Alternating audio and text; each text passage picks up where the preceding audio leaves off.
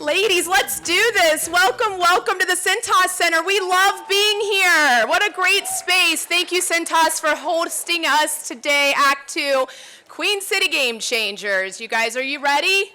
How is network mapping? Not all at once. How is headshots? Woo! All right, great. This next panel is all about advocacy. Super excited to welcome Jacquie Bauereis from Clark Shaefer, who's going to be moderating this panel today. Welcome, Jacquie. Thank you. All right, I think I'm on. Can you hear me okay? Awesome. Well, thank you all. It's so good to see you. It's been 2 months since we met last, so very excited to see everybody again. I'm super excited about this panel. It's a very, very impressive group of women who are going to share their thoughts on advocacy. So with that, I'd like to invite our panelists up. I'm going to start with Reid, who's the president of Cincinnati Dayton Division of Kroger. I know there's quite a few Kroger employees here today. Yay! We've got Vera Hall, who's the Chief Nursing Executive at St. Elizabeth Healthcare. Jesse Lemasters, who's the VP and DEI Officer with Great American Insurance. And then finally, you know her already, but Rachel Desrochers, CEO and founder of Grateful Grams, Incubator Kitchen Collective, and Power to Pursue. So, ladies, please have a seat. All right. Okay, so again, our theme today is around managing advocacy networks, and what we want to do is kind of give you a little how we're framing that. And so it's involving promoting the interest or cause of someone or a group of people. An advocate is a person who argues for, recommends, or supports a cause or a policy. Advocacy is also about helping people find their voice. And then, again, Rachel spoke about this earlier. We consider there are 3 types of advocacy: self-advocacy, individual advocacy, and systems advocacy. So with that, let's kick some questions over to the team. I'm going to give the question to 2 people, but by all means, if you're not on that and you want to jump in, by all means, please feel free to. So the first question's for Ann and Vera. And what does advocacy personally mean to you? Yeah, so I love how you kind of kicked off what advocacy is, but I always look at it as you've got to have a voice, right? You got to have some strength to be able to share your voice. And coming up in the business, you need to advocate for yourself, right? So we were kind of talking about this earlier. Early on in my career, I always had like a small elevator speech to kind of tell your story. So if you don't have, like, what is my, 20-second advocacy speech, right? As you kind of meet and greet with executives or network in your career, it could be, trying to really pick up some extra clients. We really need to have kind of who we are and what we stand for, because I do think it's about having some passion for what you believe in, and having, I would say, also just a little bit of moxie, right, to kind of say what needs to be said, right, in the right way, right. I always think about nonverbals in a group setting. I don't know if any of us have said something and we watch the group kind of deflate, and you're like, okay, that didn't go real well, and trying to kind of maybe retract a little bit and have that conversation separately. But I would also say that advocacy is also about mentorship, and it's about networking. So I kind of group a lot of that together, because you do need all 3 as you think about growing in your career in life. My favorite thing of what you just said was when you said something and it kind of fell, because I think as women, we're hardest on ourselves. Yes. We leave that meeting and that's all we can think of the rest of the day, and how giving ourselves a little grace, right, that we're human. We're going to make mistakes, and then you move on, type of thing. So. Yeah, and the other thing that I have learned is sometimes maybe not having that big conversation in a group setting, but going back separately with the leader and having a little bit of extra dialogue. That's gone a long way too, as you think about just building your confidence and capability, and showcasing a little bit of what you stand for also. Awesome. So I'll add on to that because you used a couple of the key words that I was thinking about. So I want to make sure that that I expand a little bit more. So passion was one, and certainly that self-advocacy was the other that I had thought about. But also, you're expending a little bit of your capital whenever you are advocating. And so I think as you think about maybe we move beyond advocating for ourselves, that is very, very important, and we have to be comfortable in doing that first. But I think the next one is as we advocate for others or an idea or an initiative or whatever it might be that we are advocating for, we have to think about how we do that. And so I think reflecting inward first to say, okay, do I really believe in this? Kind of going through a process to say, do I believe in this? Is it sound? Is it appropriate? Is it ethical? You know, all those assumptions that we make. Sometimes we do need to step ourselves back just a bit and ask those questions and answer those questions, because as we advocate, we are expending our personal capital. And so if things go south, and I think, show of hands, if you've advocated for something that's gone south, Yes. we all have done it. A few times. That's maybe more so than we'd like to count. But in doing that, I think if you can go back to, okay, I advocated on behalf of those things for the right reasons. The intention was pure and positive, and I had a passion for it, and it went south. Okay, what am I learning from it? So again, that self-awareness piece, I think is important. But so for me, I think it's that, but it's also the influence. So that's the second part of it for me is the influence, because that if you're advocating, you're trying to influence people. And so how do you better influence? You touched on it, which is where are people, finding out where people are at that moment and what motivates them and really learning about. So it goes back to relationships and building those relationships so that you can influence and advocate in a positive way. When on the influence side, as you mentioned, and you both mentioned it, of knowing or thinking through when's the best time to have this conversation. Yes. Is it in a large group? Is it one-on-one? Do I need to go out and find 4 people and get them on my team before I go to the big group? Exactly. So. Yeah, you know, that's super powerful. I'm sorry. No, I didn't you go interrupt ahead. you. But having folks that also share their voices with you Yep. And advocate with you is so powerful when you're trying to maybe sway a position or really improve in a group setting. And that goes back to the networking and working together and building those relationships so that you can have others that are also sharing with you. Awesome. That's exactly what I was going to say about the networking. It's so good. I don't even have to talk. Perfect. No, you're great. You're great. The one skill I would mention, as I was thinking about this beforehand too, it's not necessarily the thing that you first think of when you think of advocacy. I think some of the things that you mentioned, like mentoring, networking, but I think that empathy is really important. So because it helps with the passion, it helps with understanding. I view it as being able to connect with other people. So whether you're advocating for a person or a cause, but if you understand and connect with that person, it will help you be able to better advocate, as well as whoever you are advocating to, so whoever you are trying to influence, being able to understand those individuals better, what motivates them, what's important to them, will also help you. So again, I sort of capture that as empathy. Yeah. So. That's awesome. You're leading right into our next question. This one's for Rachel and Jesse. How have you successfully advocated for a person in your organization? I'll let you go first.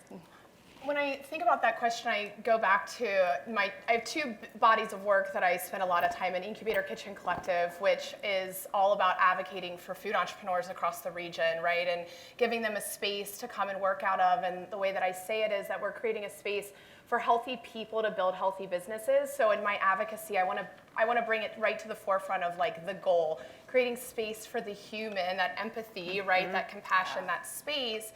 And through the incubator, I say that we advocate. I'm out meeting you guys and I'm talking about, oh, you're ordering Panera for lunch. Great, here's 10 local caterers that you can order from. Here's the women-owned, here's the minority-owned, and really trying to showcase, I think, the food artisans across the region. And then I look at Power to Pursue, and man, we are a region of incredible women, and we need more space to share our stories, and it's an honor to lead that here through that movement. And so many of our partners with Power to Pursue are in this room. So many of our speakers are in this room. And I think that's it, right? Creating space for us to actually be seen in is where I come at hard with the advocacy. I really believe that. We don't need more things to do. We need more places that we can be. And then in our being, can we go out and actually do the job that we desire to do? So. So I'll share, it's a very specific example that in terms of how I helped advocate for an individual. And it was a few years ago, an individual started at our organization. They were new, it was a woman of color. She sought me out, and I don't know if someone recommended that she speak with me or what, but sought me out. She was having some difficulty in communicating with her manager. I could tell from the beginning that the organization she came from had a very different culture, at least in terms of the work she was doing, had a different culture than ours. I could tell from what she was sharing that she herself had a very different background than her manager.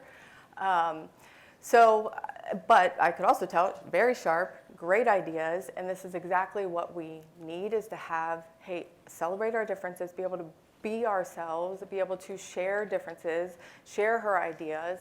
So the things that I did to specifically help her were, number one, I facilitated a meeting with her and her manager, but even before doing that, talking with her manager and the leadership just to help, again, advocate kind of behind the scenes, to help share a little more information and perspective from her view, which I thought would be helpful going into the meeting.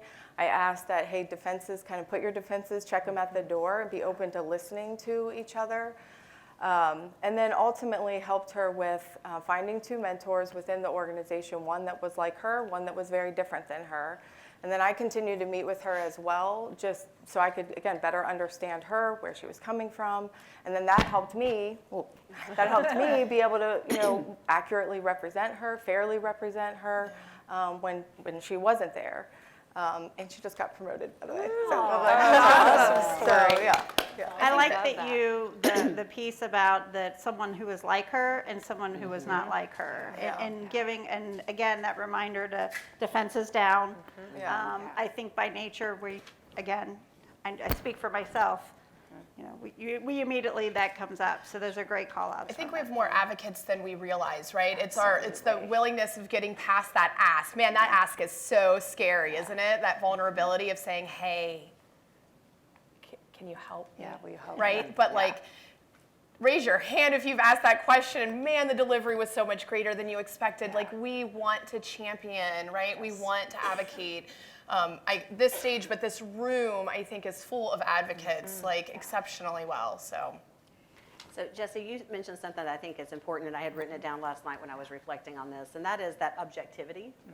I think is really important, especially when you think about it as when you're advocating, sometimes you are expending that capital of yourself, and so if you can advocate in a way that's very objective and balanced, I think you also gain more credibility because you're willing to see all the different sides. So I think it's great that you were able to call that out as part of that example. And I do think that's really valuable as we think about advocacy, and knowing that if you're asking for an advocate, thinking about that balance. Yeah. The other piece I love that Jessie talked about is kind of putting aside the emotion a little bit, because sometimes I think, we are maybe reacting to the feedback or the situation and just stepping back and reflecting. I know, Vera, you mentioned that, and just kind of really assessing the situation and thinking about, what would I do differently helps as you think about just being objective, being just maybe a little bit less emotional about the situation so that you can think clearer and move forward. I'm curious, raise your hand if you've advocated for a person.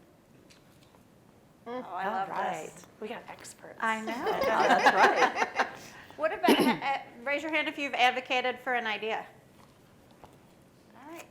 We got, Best in this is class. awesome. So that's why they're here. I know. That's right. that's right. So this one's for Rachel and Vera. And how have you successfully advocated for an idea in your organization? I think for the folks in this room that know me, they know I'm pretty process oriented, and so I typically have a little process that I go through. So I think you have to be strategic first. Is it a cause or an idea that is going to resonate with the crowd, if you will? So making sure that you can kind of build on that. I think Jesse mentioned it, which was the relationships. Again, making sure that you know who those early adopters might be and kind of going to start to build that network. Again, a key word that's being used today. But building that network a little bit and kind of getting the swell, if you will, so that you're not the sole advocate out there. So going through that piece of it, I think, understanding the passions of others, and again, that's something that Jesse mentioned, kind of understanding where people are and being able to very strategically identify those peers or those others in your organization that can help you continue to promote. So to me, it's about that influence. It's about building that group of advocates together, that network that can help you kind of take something from an idea to an actual implementation. I know I've done it in my organization, but I swear, as I was thinking last night, I'm like, what's a good example of that? So I'll challenge anybody in the room to tell me what there might, those that have worked with me, if you have an example that you feel like is a good one for us to share today, we can share that one as an example. But I do think, I think about it from a process perspective and trying to kind of push that forward. So, and Donna, Katie, LaTanya, Deb, anybody that wants to throw out an example, Rhonda over there, Deb, this Deb. I think the alternate model of care in nursing has been a challenge with staffing. Yep. Been a huge supporter of getting people to kind of think outside the box and how we're going to work smarter. So we've done a lot of work. Thank you. Okay, that's a good one. And so that is building a small group, getting it piloted, getting people on board. Yeah. Did everyone hear what she said, or do we need to? Do you mind So sharing? sure. So in nursing, I think you guys have all heard, we have a lot of workforce challenges in nursing right now. And truly, I believe that things are going to change in healthcare, not just in nursing, but in healthcare as we move forward, just from a workforce perspective. And we have to own our own practice. And so that's been what I've tried to, that was kind of my rally point, Donna. Whenever you say that now, I get it. So my rallying point was, we can either sit back and let the workforce challenges defeat us, or we can take control of that and shape the future of nursing for our organization. And so that was my rallying point, to try to connect people to that passion. And then what we've tried to do is actually implement, and not based on what I dictate, but getting our frontline associates involved in helping to design and create a different way to deliver care that really uses the resources that we have available to us, and also developing additional ones as well. So again, thinking to get people to change. Trust me, I've had a lot of frontline conversations where they look at me like I'm crazy, and many have said to me, I'll leave. Okay. I understand that, but I want you to at least try it first. Give it a shot and let's see. So yeah, thank you for that example. That's perfect. Okay, question on, will you say it one more time? Sorry. Hi. How have you successfully advocated for an idea in your organization? I want to talk about this program then, in that advocacy. So a woman at P&G actually advocated for me to join the Game Changers calls last year. And so being advocated as an entrepreneur from someone from corporate was a game changer for me, literally, right? To be seen by these women, as an entrepreneur, I see some entrepreneurs shaking their heads, like, it's a bigger deal than what you guys realize. So just to get that on the table, it's a big honor for me to be up here and, to be leading entrepreneurs in the Game Changers program in and of itself. No pressure, Reach. But I look back at what year one was, and it was an incredible program. I stand very proud of what got built in year one. And we had incredible coaches from across the country in year one. And so when I think about that question of, like, really that advocacy piece, like Jacquie and I, where is she? She's somewhere. Oh, yeah. We sat down after year one and we really talked about the impact that was made here in these rooms and in your cohorts. And the number one thing we could think of to advocate for this program and for the women in our region was to actually bring coaches that are living in our backyards to the table. And so to advocate to have local coaches, and of course all the leaders, all the founding partners were like, you guys keep going, right? And so raise your hand if you're one of our coaches this year. All right. Yeah. We have 13 fantastic local women who are doing work to serve local women here at the highest, right? And that advocacy comes in at such a greater, deeper level because you guys are here, you know those people that you can actually make those direct connections with, right? And so we're seeing impact at 10 times the speed because we advocated to really hone in and bring this program, and I'm like, this is a program we could take across the country. I'll advocate for that all day long. Women need these rooms, right? Yeah. But then it allows us to hire those local coaches in those communities when we take this outside of the Cincinnati region. But that's the power, right, of saying, wait a second, and as the entrepreneur who gets a little shaky at these tables, it's rewarding, though, when the impact is correct, right? And to see the excitement, you can feel it in these rooms drastically each act. And people are walking up going, I'm so excited to be here. The coaches are like, oh my gosh, my group, we did this and we did that. And so it's really incredible to watch that in action. Yeah, I love that. Just two things really quick. So I love taking advantage of this advantage, right? So we're together, you're getting to know each other. Think about how you build that advocacy outside of this room because you're all getting to know each other at a deeper level and can speak on behalf of each other. So I love that. And then I want to go back to the piece that Vera was talking about. As you think about building advocacy in your organization or for others, it is really about having that process you're working. So being mindful of your plan, your process, your timing, who's with you on the journey. And then as you think about those elements or changes that you're looking forward to in your organization, that passion, you still have to have kind of this process you're working, especially if it is a little bit more out of the box thinking. I'm thinking about some of my Kroger colleagues here, as you think about, the workforce today and trying to leverage technology to help improve the service experience.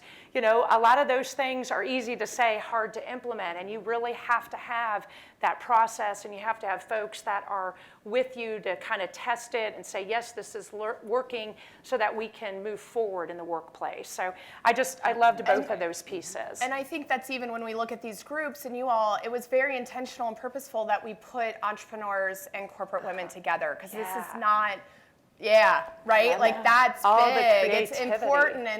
And at first, even last year, there was are they gonna have things to talk about? Are there things in common? Absolutely. We're all women. we're all busting it every day, aren't we? And so there all of a sudden is this common thread, and the way you said out of the box, and so the way that I've talked about it for the last 2 years and why and how it's magical is the entrepreneurs help the corporate women hopefully think outside of the box some. But ladies in corporate, we need you because you're helping us think inside the box a little bit. And that ecosystem is crucial in the whole, right? So. Good. Hey, the two things that you both mentioned, but you mentioned about the end, of course, yes, the strategy is important. Why is it important? If you're advocating for an idea, what's the benefit? What's the process? But you said pilot and you said test. And I will say that is one thing that I've used as a way, hey, if I have an idea, we had DE&I working groups. Never done it in our organization before. They weren't going to be based on affinity. It was going to be inclusive. Okay. I said, but we can pilot this. So yes, here's why I think it's beneficial. Here's why this, but we can pilot this and then see how it goes, get feedback. We can learn from it. We can grow from it. So I think that's something that helps you if you're trying to get it over the hump. Hey, we want to do this. So. One step's better than an untaken leap, right? Totally. So. Yeah, and you learn along the way, right? Yeah. Sometimes it's about just taking those steps forward, and it's not always going to work out perfect. And I know we talked about this early on in the first couple of questions. It rarely works out perfect. I know, Right? So learn from it, right? Right. Vera talked about it. Don't take it too personal. Learn from it, dust yourself off, pick yourself back up, lean back in, ask for feedback on what I could have done differently, and keep going. I think for me, it's about just, you've got to keep moving forward. Don't get stuck in, it's easier said than done after 30 years at this, but there have been times I've probably, I would call it pouted a little bit because it didn't go the way I wanted and probably set me back a few years. And I would just challenge all of you, don't let that failure cause you to not try again. Because you know what? Self-reflection, the second go is always way better than the first time, but you've got to start. And Sorry, I want to add one thing to that because I think failure is really important, Yes. and I think we have to embrace it. The other thing that I will say, and I think it's a good rule of thumb, is that if you've advocated for an idea and it fails, be accountable. Yes. That's going to get you more traction in the organization that you're in and more respect building than trying to deflect. So I always say my rule is when you fail, you're accountable. When you succeed, it's everybody else's success. Kind of pull yourself out of that success realm.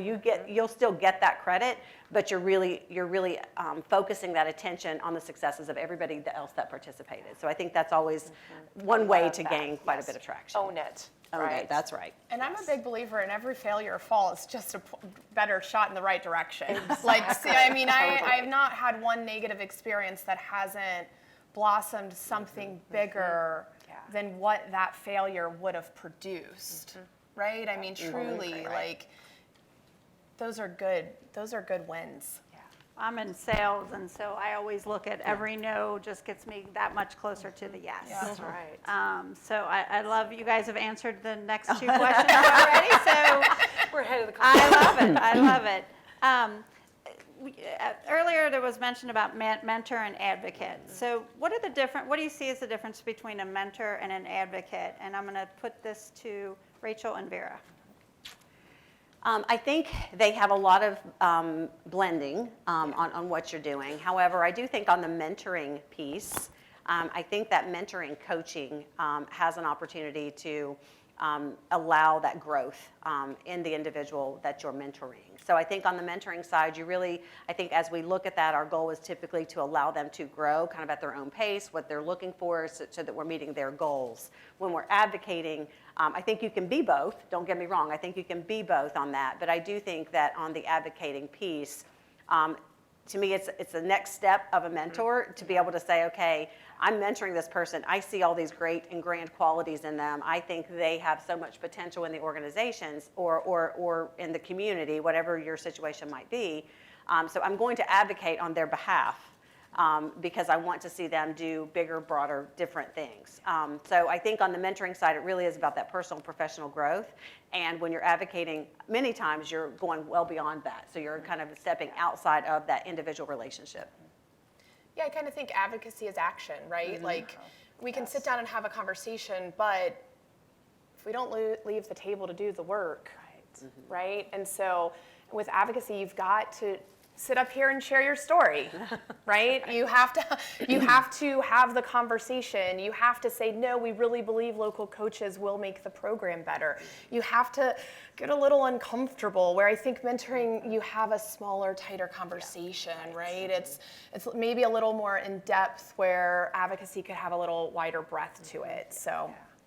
Yeah, I look at it too as when you're mentoring somebody, you're building a relationship. It's closer. It's maybe more idea sharing, transparency, learning. Clarity and confidence, right, in that mentoring. Yeah. So maybe they could, Right, and I think I've had folks I've mentored that I have been strong advocates for down the road, right, as years have gone on. And then you really, I go back to what you both said, then you've got that passion that, I can speak on their behalf and know that they're going to go on and do more and better things. Yeah.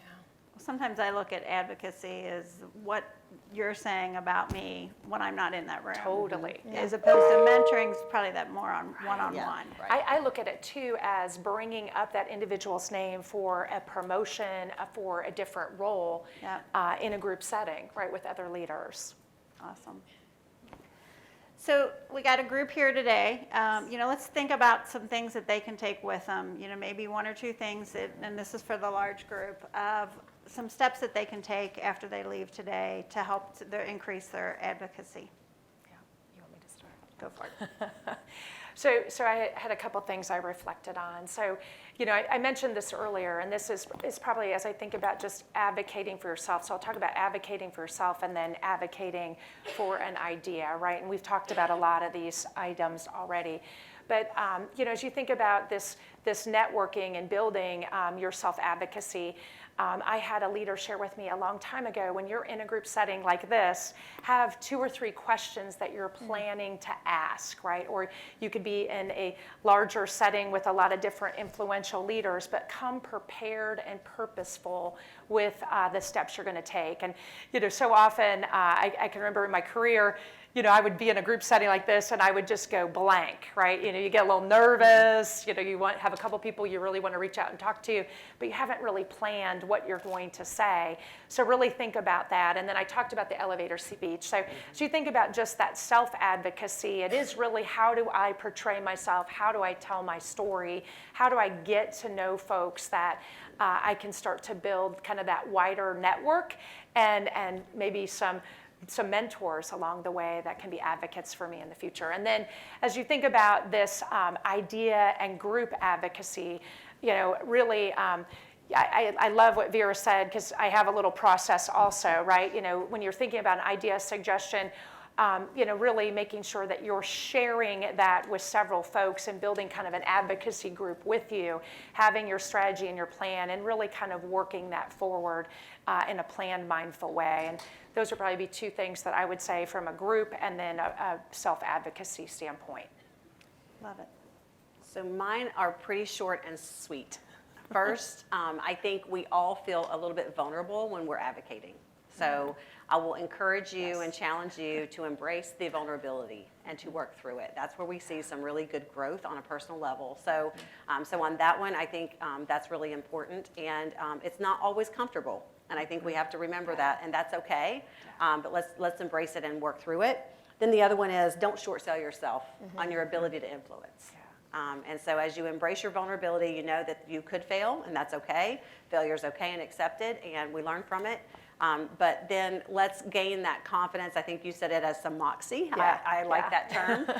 Kind of build and draw on that inner moxie that you have, and don't short sell yourself on the ability to influence. And I think that's another thing that sometimes we do. We think that, well, we have this title or this job or this role, and we don't feel comfortable kind of stepping outside the line. So I say embrace it, know that you can, and kind of build on all the strategies that we've all talked about, and take some of those helpful tips with you, and take that and go beyond and advocate.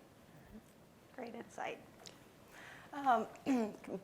Probably mentioning some of the same things that you've said, but said sort of a different way. I guess, having courage, having moxie, but just don't be afraid that what you're asking for when you're advocating for yourself might not look like what anybody else has done, might not look like what you thought you were going to do. Again, I'll share kind of a personal, at one point, things going along fine, and then we talked about failure and things changing. Well, I got divorced, I had 3 kids by myself, and said, okay, I don't know if I can do this in the same exact way. So when I talked with, my leadership about, hey, could I do a different role? That wasn't what I expected initially. It was maybe viewed from other people, step back, or I went part-time for part of it. But again, not being afraid to do that. There wasn't that role available, but I proposed, like, hey, would this work? So not being afraid to do that. And then advocating for an idea or, a group or other people, I think one of the things that I've learned over the last couple of years is just, this sounds kind of negative, but you're not going to be able to please everybody. Right. Like, that is impossible. Yeah. And so, but being able to know that going into it and not letting that shut you down or really discourage you, you'll definitely have moments where you're like, getting critical feedback. And I'm not saying ignore it, like, the feedback is important, but put it in its right context. And as long as you've done your homework, you're passionate about it, you're committed to it, make sure that you continue to move it forward. So,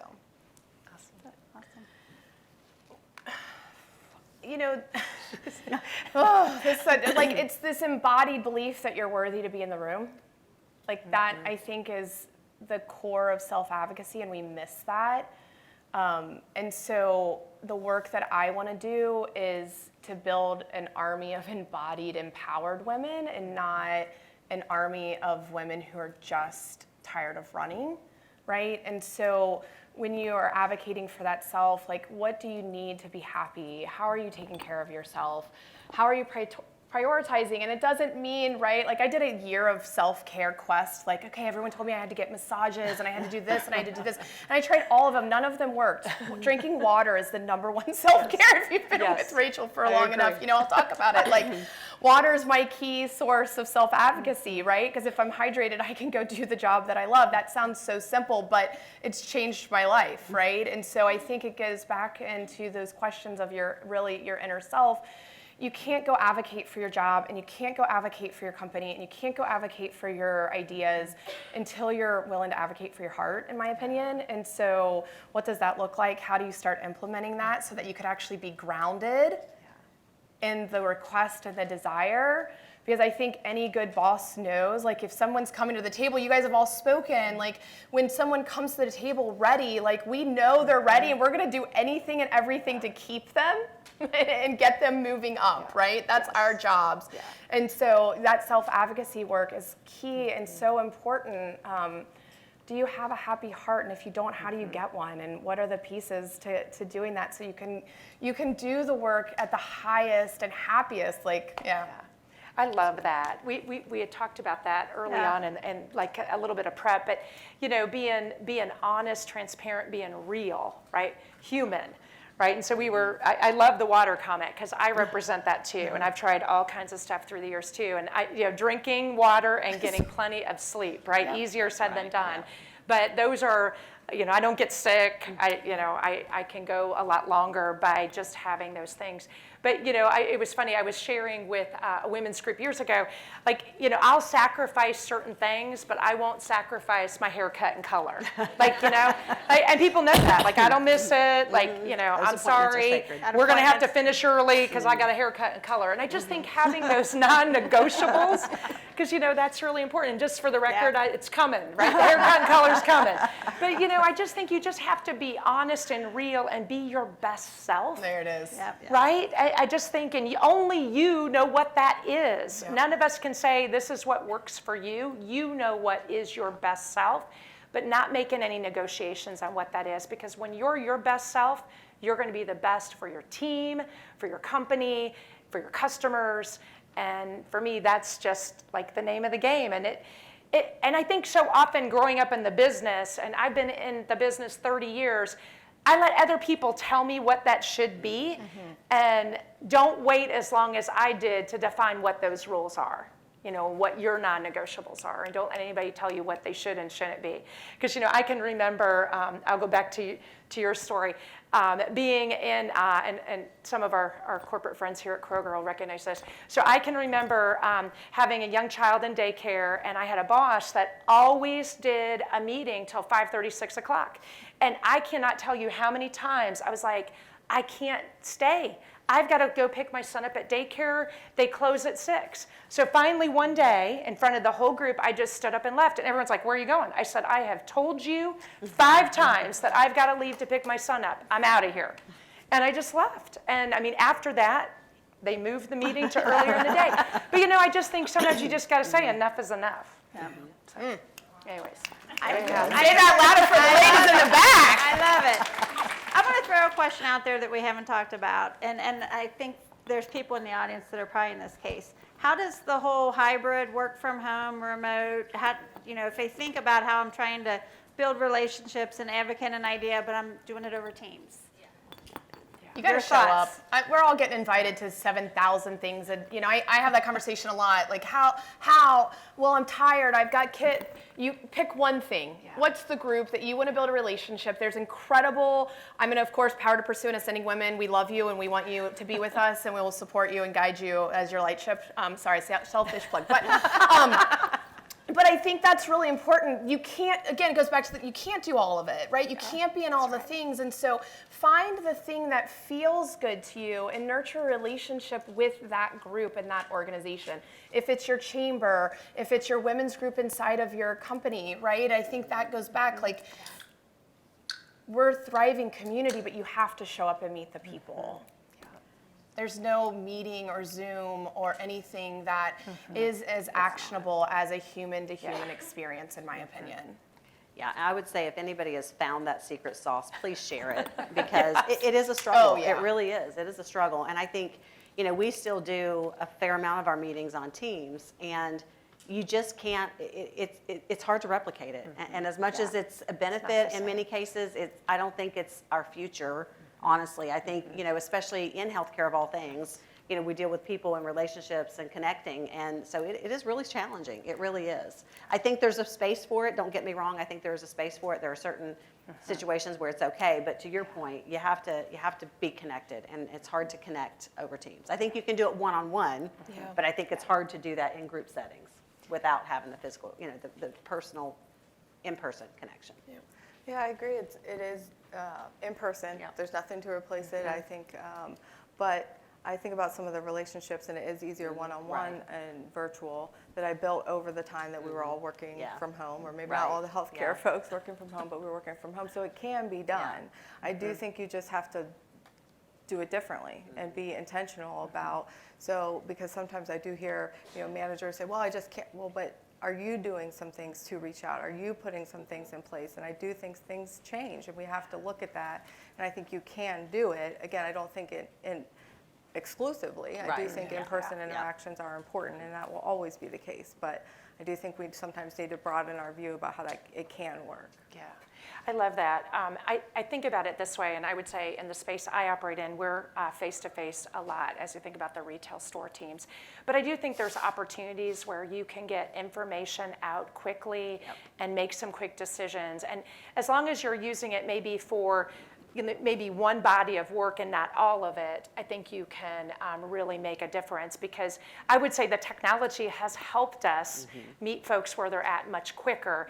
It doesn't replace that human connection and that ongoing dialogue. So I would say we still need to push for that face-to-face, that ongoing connection there, because there's so much more that comes out of the face-to-face meetings that you just can't get in a Teams or a Zoom. Agree. I had an old school phone conference call the other day. Love those. Love we those. at least have Teams. I want to see. So I didn't even know how to get into it. I think we're almost near the end of time. I'm going to throw out, are there any audience questions for the panel? Not all at once. All right. I don't know. I'll try really hard to project. People in the back. So you spoke a lot about advocating for an idea. And personally, my experience has been, I get really, really passionate about my work and the impact that I think that it can have. And I do my best to try to share that in a meaningful way with people who would be impacted by it, to get their buy-in. But I still receive feedback sometimes that you have got to settle down. Yes. Take it down a notch, maybe level out, we're just not there yet. And sometimes I can appreciate that and recognize it, and I'm working through that, but what has been your experience with that? And what advice would you give me to be successful as I continue down that path? Great question, Emily. I think it's that self-awareness piece. I mean, because you're already recognizing it, you see it, and you said that you're working through it. So I think, and sometimes it's even calling it out from the beginning. Yeah. Sometimes that's a good strategy to say, look, I'm really passionate about this. I know that's going to come through, but I also am looking at it objectively. So I think just narrating your story a little bit so that people understand your passion and your energy around something, I think that's helpful, and calling that out, because then you've kind of given permission for people to give you that feedback in the moment too, which I think is also pretty valuable. Yeah. So that would be maybe one thing. Yeah, I love that. And as somebody that has been told that umpteen million times, right? So what I would say too is some tips that I've done is, I love the calling it out. I've done that numerous times. Hey, this is something I'm very passionate about. I just want you to kind of understand, here's the work we've done. Here's the strategy. Really practicing kind of, here's my process I've gone through, right? So that's a couple things you can do there. And that also will settle you in a little bit, because now I'm talking through the process, and maybe you'll come down a little bit on that passion a little bit by just kind of walking through that. The other thing that's worked for me through the years too is having other voices that are as passionate as you are. So now it's not just you being passionate. Now there's 5 or 6 of us. So now, this feels a little bit different, because the dynamic of the room is maybe 1/3 of the group is feeling this way, and that can really help make some changes quickly also. Great Great question. insight.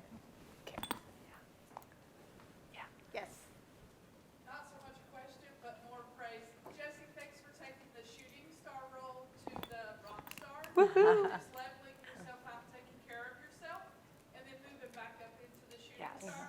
Yeah. Kudos to all of you all that at some point you can just say, I want to stay here. I don't have to overperform. Yeah. And then jump back up. If y'all, any of y'all want to address it, I just wanted to call it out. That's Kudos to awesome. taking care Yeah. of yourself Yeah. knowing And my that kids. Yeah. Yeah. That's awesome. Good job, Kathy. Thank you. Thanks. Yeah. Great. All right, One. go ahead. Oh, we have one more. Sorry, last question. Oh, yeah. Sorry. I was really, really touched by the point that you mentioned, Jessie, about finding that young lady a mentor that was very similar to her and one that was very different. If any of us wanted to do something like that on behalf of ourselves, what are some tips that you would propose for us to find? Good question, and I think it probably depends a little on your organization. So if there are resources currently that you can reach out to within your organization, otherwise, or a person that might help connect you to others that you could ask, that you felt comfortable asking, like in this situation, the person or your coach you're mentioning here, that could connect you with a couple of people. Those would be ways that I would suggest to try to find those individuals. And look at all these people in the room you have here, or your coach that could help connect you. Maybe we need an advocacy board. She's not listening. We're wrapping up before I go crazy. Okay. I just want to thank this panel. What a great conversation. Thank you guys for the feedback. I do want to give a shout out. We also had Tashawna Otabil from TriHealth, who was supposed to be on the panel today but is out sick. So kudos to the TriHealth team. And again, thank you for this great panel. Please show some love for them. Great job.